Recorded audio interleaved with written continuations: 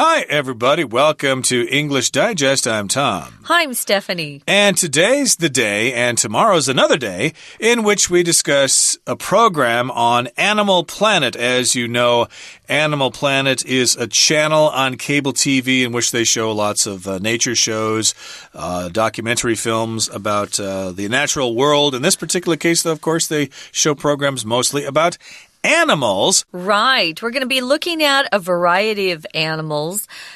Some of these things we're going to be looking at are insects. Some are very large, like a whale.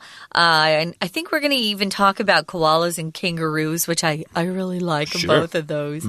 But just a variety of animals and how they've adapted.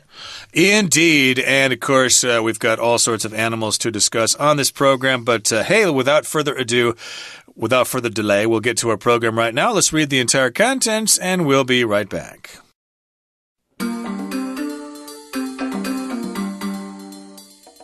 Wild animals, from the smallest insects to the largest whales, roam the earth from the equator to the poles. Each creature is distinct with its own behaviors, characteristics, and biological needs. For eons, they've been adapting to their environments, and they have evolved specific traits in order to survive. Animal Planet's show Wild Ones gives viewers the lowdown on some of these amazing adaptations. The show begins in Australia, home to some of the world's most unique wildlife. Arguably, the country's most iconic species, the koala and kangaroo, are found nowhere else and are instantly recognizable. Koalas and kangaroos are both marsupial mammals, meaning they give birth to live, undeveloped young, which are called joeys. Upon birth, joeys climb into their mother's pouches, where they nurse for several months. Not until the joeys are fully developed do they finally emerge from the pouch. That's where the kangaroo and the koala's similarities end, however. Koalas spend most of their lives hiding amongst the leaves of eucalyptus trees, on which they feed. Eucalyptus leaves are mostly composed of water, so they only provide a low-energy diet. Consequently, koalas live a sedentary lifestyle, sleeping up to 20 hours a day. Koalas are mostly asocial, though female koalas do form intensely strong bonds with their young, and dominant adult males establish their territories near breeding females. On the other hand, kangaroos live on Australia's grasslands. They are the only large land animal to hop as their main form of transportation. Their legs, long feet, and tails are thus enormously strong and can propel a large kangaroo almost 3 meters in a single leap. This is a result of the kangaroo's need to travel long distances for fresh grass and water rather than a need to escape from predators. Highly social, kangaroos live in mobs of 10 or more, which satisfies most of the animal's need for protection. Let's get started, guys. For the next couple of days at least, it's our Animal Planet unit. So let's look at the first sentence here. Wild animals, from the smallest insects to the largest whales, roam the earth from the equator to the poles. So if you roam somewhere, just means you move about or travel without a real direction. You have no plans to reach a place at a certain time. Just kind of wandering around aimlessly. You aren't really forced into reaching your destination in any real time. You might just be kind of looking around and enjoying the scenery. So they roam the earth from the equator to the poles. The equator is this imaginary line that is in the center of the earth, and it's an equal distance from the equator to the North Pole and the equator to the South Pole. That's what the poles refer to there, the North Pole and the South Pole. Exactly. So we're talking about these animals, insects, and whales and whatnot. They're roaming the earth. They're just wandering around, going from place to place, all over the place in a range from the equator to the poles. The equator, of course, separates the northern hemisphere from the southern hemisphere. Yeah, and the closer you are to that equator, the hotter it is. In any case, the article goes on here in the next sentence. Each creature is distinct with its own behaviors, characteristics, and biological needs. So yes, each creature is unique or distinct. If something is distinct, that means it's unique, it's different from something else, especially if it's of a similar type, okay? Distinct differences between, say, different kinds of people, for example. There might be distinct differences between different Chinese dialects. Even though it's all the Chinese language family, there are distinct differences between the dialects. Right. They also have their own behaviors, their actions, right? Characteristics and biological needs. So its own behaviors, characteristics, and biological needs. Biological refers to anything that our body needs naturally. It's not something that our brain thinks of. It just happens naturally. A biological need for human beings would be sleep and the need to eat food. Those are needs that we don't have to really think about too much. Our body will tell us when we're tired, and our body will tell us when we're hungry. Indeed. So, yes, these animals are all unique and distinct, and how they reproduce, how they build their homes and their nests, how they collect food and stuff like that.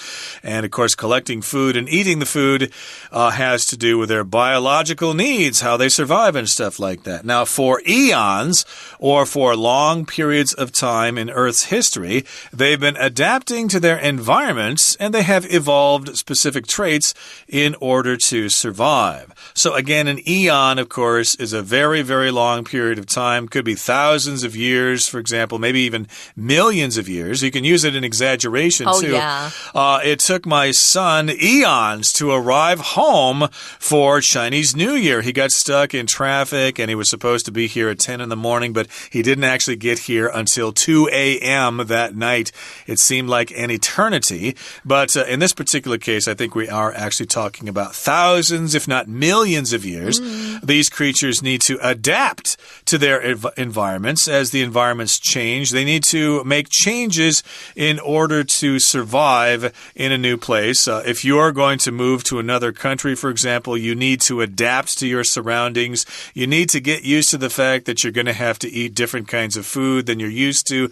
You're going to have to tolerate different kinds of weather situations, different social customs of the people. You're going to have to adapt to your environment. You sure are. And they also have evolved specific traits or characteristics in order to survive. Yeah, maybe they needed to be able to blend into the background so that they wouldn't be eaten by another animal. So they've evolved or changed slowly over time, and a trait is very similar to a characteristic. If you were to describe someone's traits, you might say he's very tall, he's got dark brown hair, he's got a fun personality. All of those things are specific traits of a person. So they needed to do these things to evolve in order to survive. If they were easily captured and eaten by other animals, then they would become extinct. Now, the Animal Planet show called Wild Ones gives viewers the lowdown on some of these amazing adaptations. The lowdown. I think this is the first time I've seen this one of our articles. If someone gives you the lowdown on something, they're giving you some facts about something that you need to know about. It's kind of a fun word. It's more slang than formal. Yeah, so it's just giving you some information about something you need to know. So that's what they're going to do for viewers. They're going to give you the lowdown on some of these amazing adaptations that animals have gone through. I could say, for example, that, hey, I missed the meeting. Can you give me the lowdown on the meeting? Give me some of the very important information that was talked about during the meeting because I was unable to attend. Give me the basic information. Give me the lowdown. So here, we're going to give you the lowdown on some of these animals and how they have adapted to their environments. Now, the show begins in Australia, home to some of the world's most unique wildlife. You've probably heard of different kinds of animals from Australia that you don't see in other places.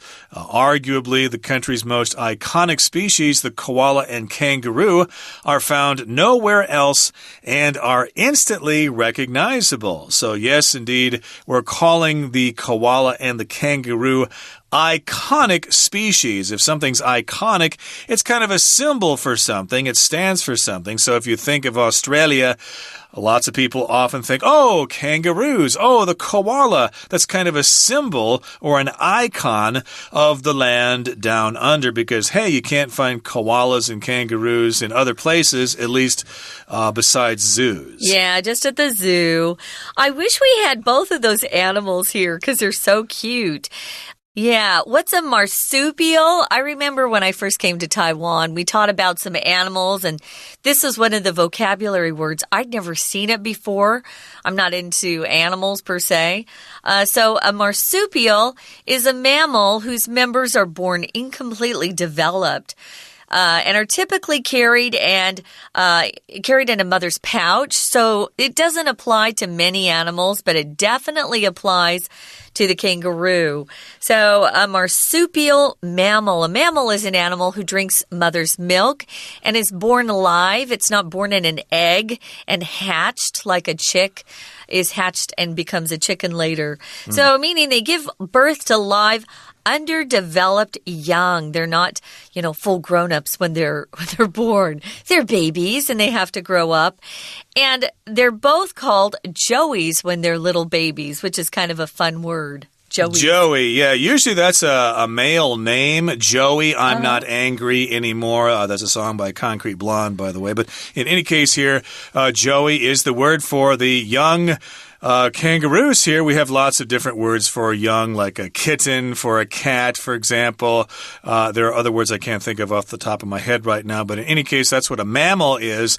Okay, everybody, that brings us to the midway point in today's lesson. Let's take a break and listen now to our Chinese teacher.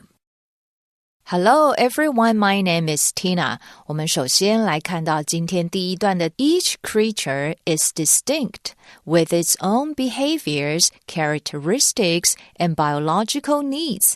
在这里提到呢，每一个动物呢都是不同的，然后各自有它的 behaviors 行为 characteristics 特色，以及它的 biological needs 它的生物的需求。我们首先来看到 distinct这个形容词指的呢就是不同的，有区别的。跟什么不同，跟什么有区别，常常会搭配介系词 from。举个例子来说，这个地区的文化特征跟该国其他的地区不大相同，你就可以写 The region's cultural identity is quite distinct from that of the rest of the country。而在这里看到的动物呢，我们主要是要介绍动物星球频道的 Wild Ones动物比一比的节目。在第一段的最后一句提到 Animal Planet's show Wild Ones gives viewers the lowdown on some of these amazing adaptations。在这里的呢 lowdown 指的呢就是一个内幕或者是呢一个真相的意思，它要提供给我们的呢就是看看这些动物有一些惊人的适应的重要资讯。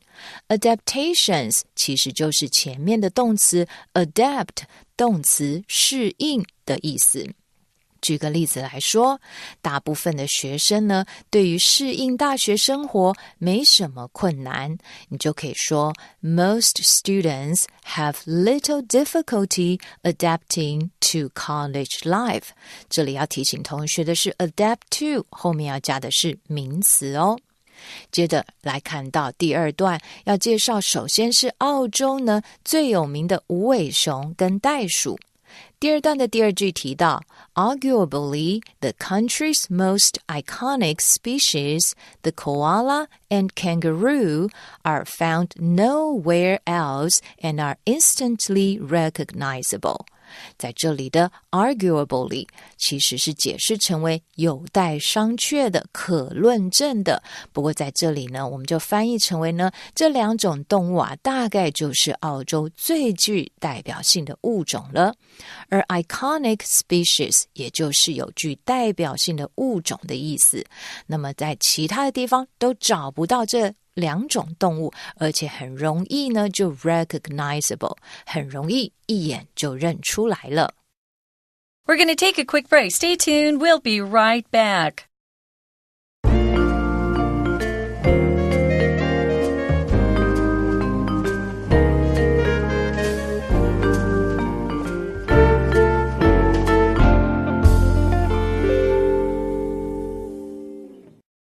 Okay, guys, welcome back. We're talking about Wonders of the Wild World. The show on Animal Planet is actually called Wild Ones. We're talking about some of the adaptations or the changes that a species have gone through in order to stick around and not go or become extinct. We left you right when we were talking about cute koalas and kangaroos, which are called marsupial mammals.And then we ended by talking about when they're young, they're actually called joeys, which is a really cute word. Upon birth, joeys climb into their mother's pouches, that little kind of sack that mothers have in front of their stomachs. That's their pouch. And they nurse there for several months. To nurse just means that baby animal or human baby is taking milk from its mother. So not until the joeys are fully developed do they finally emerge from the pouch. So you really don't see them from the time they're born until the time they're considered to be adults and they can make it on their own. So they climb out of the pouch and then they make their own way. But I see these at least kangaroos. I've seen little joey kangaroos with their heads peeking out from the pouch. It's not like they are so deep into the pouch you never see them, right? Well, maybe you're thinking of cartoon pictures of kangaroos with joeys with their heads sticking out. I'm thinking of the old Warner Brothers cartoons where they had this kangaroo that was beating the heck out of another character or something like that. With a tail? With a tail, and then the joey was inside the pouch or something like that. But in any case, this sentence is kind of interesting because we've got this pattern. Not until blah, blah, blah, do blah, blah, blah. So it basically means when joeys are fully developed, then they finally emerge from the pouch. So not until. They will not come out of the pouch before they are fully developed. So they have to be in the pouch until they're fully developed, and then they can emerge or come out from the pouch. So cute. That's where the kangaroo and the koala's similarities end, however. I honestly, and I'm embarrassed to admit, I didn't really realize koalas had a pouch. So there you go. I just think koala bears are so cute. Now, koalas spend most of their lives hiding amongst the leaves of eucalyptus trees. Here, we're using this word amongst, which tells me immediately that perhaps our author is British. Maybe. Yeah, for the most part, Americans say among, but they're both fine. Among or amongst means the same thing. The leaves of eucalyptus trees on which they feed. If an animal feeds on something, it means that's what they eat for nutrition. People don't feed on other things. We feed ourselves, so be careful. Animals can feed on something, though. Eucalyptus is very popular as a cooking ingredient. But be careful. You don't want to put too much eucalyptus into human food because it's poisonous after a while. Indeed. So this is starting to tell us how koalas are different from kangaroos. Yeah. They are similar in that they are marsupials and that they have pouches and that their kids are called joeys. But that's basically the only thing that kangaroos and koalas have in common. I did want to mention also that koalas, being marsupials, are not bears. Okay. I did say koala bear, didn't I? And a lot of people do, and that's probably okay. Here in Taiwan, of course, wu wei xiong. You guys say bear as well, but technically they are not bears at all. They are marsupials. It's true, but when we were growing up, Tom, people would call them koala bears. It's hard to avoid that because they look like bears. Tiny bears. They look almost exactly like bears. They're so like cute. a teddy bear. So how could you not call a koala a bear? But technically, koalas are koalas and not bears. But in any case, yes, indeed.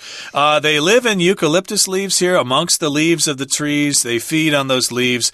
Eucalyptus leaves are mostly composed of water, so they only provide a low-energy diet. So they eat the eucalyptus leaves, but they are composed of water. To be composed of something means that's what makes them up. That's one of their ingredients. So, of course, since they're mostly water, there aren't many nutrients and vitamins in there. So, consequently, koalas live a sedentary lifestyle, sleeping up to 20 hours a day. Wow. Sedentary just means you don't really move around that much and you're seated most of the time. A lot of people make fun of Americans. Oh, they're all sedentary. They just sit around in their lazy boy lounge chair watching TV and eating big bags of Cheetos. It's not true. Some of us are very active. So sedentary, I look at that and I think, oh, lazy. Koalas really don't do much. They're kind of like panda bears who don't do anything either. Very, very low energy, not a lot of activity. Koalas are mostly asocial, meaning they're not social. They don't like to hang out and play, bingo together or play cards. No, they're not even hanging out together playing video games. They really don't socialize with other koalas. Though female koalas do form intensely strong bonds with their young. So mothers really do take care of their babies, and they're quite protective of them. Dominant adult males establish their territories near breeding females. So the males are quite dominant. They have the most power, and they will set up their own territory, which means don't come into my backyard or you're in trouble. So they establish their own territories near females who are having babies. That's what a breeding female means. Okay, so on the other hand, kangaroos live on Australia's grasslands, which are areas with a lot of grass. They are the only large land animal to hop as their main form of transportation. We also describe frogs as hopping, and their legs, long feet, and tails are thus enormously strong, which means really, really strong, and they can propel or make them move a large kangaroo almost 3 meters in a single leap or jump. When they jump one time, they can actually go 3 meters through the air. Crazy. And this is a result of the kangaroo's need to travel long distances for fresh grass and water rather than a need to escape from predators. So they jump not to get away from other animals that are trying to kill them. That's what a predator is, one animal trying to kill the other. Highly social, kangaroos live in mobs of 10 or more, which satisfies most of the animal's need for protection. So they're very social. They hang around with other kangaroos all the time. So that's why they're different from koalas, because koalas are asocial or antisocial. I guess you could say that. We usually use that word to describe people. Asocial is more for animals, where kangaroos are very social. Hey, how you doing? Hey, come on over here. Let's have a big party here. And that's also the group word here, mob. We talk about a group of kangaroos as being a mob, just like we say a herd of cattle or a pack of wolves. Yeah, it's a measure word. I wanted to point out it's probably because they sleep all the time. If you're sleeping 20 hours a day, when are you going to be social? I also wanted to say propel means to push or drive something forward. We'll often talk about an engine that's a propelled engine, or that rocket is rocket propelled. There's big engine that's pushing something forward to propel. If you get a chance, go online and look at some of those kangaroos fighting each other. It's hilarious. They use their tails and feet. Whopping each other across the face and stuff like that. I wonder how they survive. Okay, that brings us to the end of our lesson for today. Here comes our Chinese teacher. 在这里呢，第二段的倒数第二句提到的是 Not until the joys are fully developed do they finally emerge from the pouch.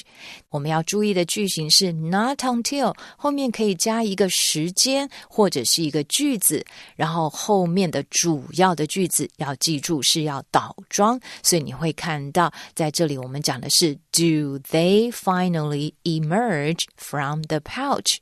再举个例子来说，我要先掌握所有的消息才能够进一步的做出评论。Not until I've got all the information can I comment further. 接着我们再来看到的是无尾熊，在第3段的最后一句提到 Koalas are mostly asocial.Though female koalas do form intensely strong bonds with their young, and dominant adult males establish their territories near breeding females. 在这里提到的呢，是无尾熊大部分都不好社交 though 尽管虽然呢，这些呢母的无尾熊会 form strong bonds with their young. 在这里的bound 指的呢就是关系跟联系，它会跟自己的宝宝呢建立起极深厚的关系。我们常常听到新闻里面说要加强跟邻国之间的关系以及联系，就可以说 to strengthen our bonds with neighboring countries。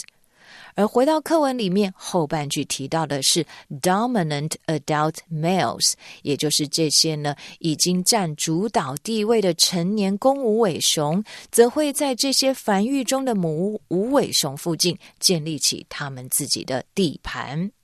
接着在第4段中间提到 Their legs, long feet, and tails are thus enormously strong and can propel a large kangaroo almost 3 meters in a single leap. 在这里谈到的当然就是袋鼠咯，它们的腿还有长脚掌以及尾巴非常的强壮，可以让它们在一次的跳跃当中就推进将近3公尺。这里的动词propel 则是有驱动跟推进的意思，像我们说用太阳能驱动的车子就可以说 a car propelled by solar energy。 OK， 以上就是今天的课文讲解，谢谢收听。That's all for today, everybody, but please join us again next time when we continue talking about the curious creatures of Australia. We'll talk about the platypus then. From all of us here at English Digest, I'm Tom. I'm Stephanie. Goodbye. Bye.